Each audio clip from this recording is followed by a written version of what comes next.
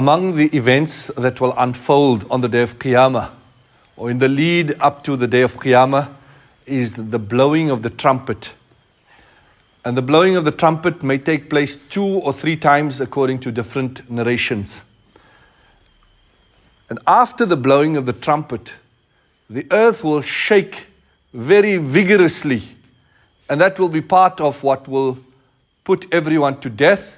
And then after that, people will then wake up for Qiyamah. Allah Rabbul Izzah refers to the shaking, and He says, إِذَا زُلْزِلَتِ الْأَرْضُ زِلْزَالَهَا. And when the earth is shaken most violently. And the beauty of the Arabic language is that as you read the verse, إِذَا زُلْزِلَتِ الْأَرْضُ زِلْزَالَهَا, the imagery that is created from the sounds of the words already gives you that imagery of a violent earthquake taking place. What will happen after that? وَأَخْرَجَتِ الْأَرْضُ أَثْقَالَهَا. And the earth will push forth all that it keeps within it, all its burdens. So all the bodies that have been buried will be pushed to the surface. Together with that, there will be all the gold and the silver and the different treasures and minerals that are in the earth that will come to the fore. And it is said that on that day, when the killer who killed someone for his wealth will see the columns of gold, will then say that, is it for this that I killed a person? Is it for this that I cut ties with a person? Is it for this that I violated someone's rights? وَقَالَ الْإِنسَانُ مَا لَهَا.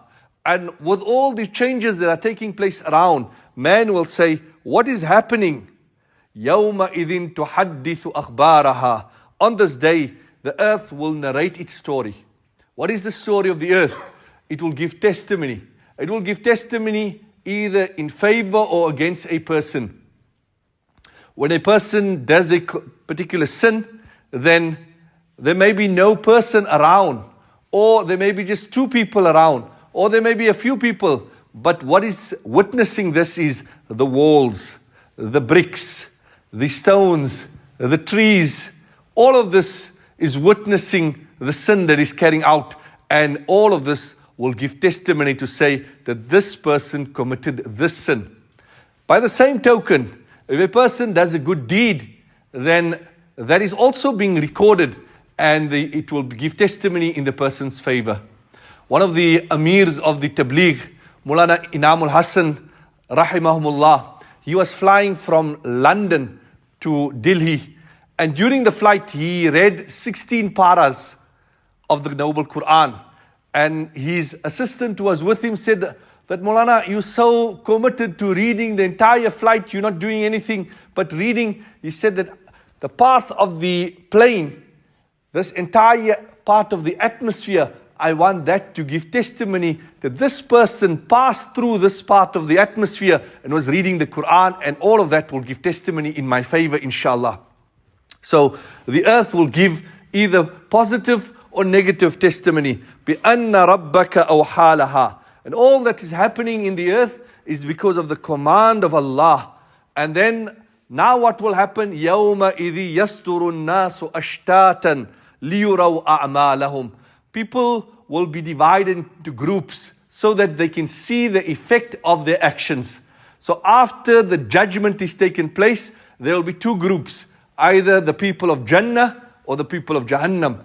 The people of Jannah, they were ones who did good deeds, and therefore they will be on one side. The people of Jahannam, they are the ones who did not believe. They are the ones who committed sins. They will be on one side.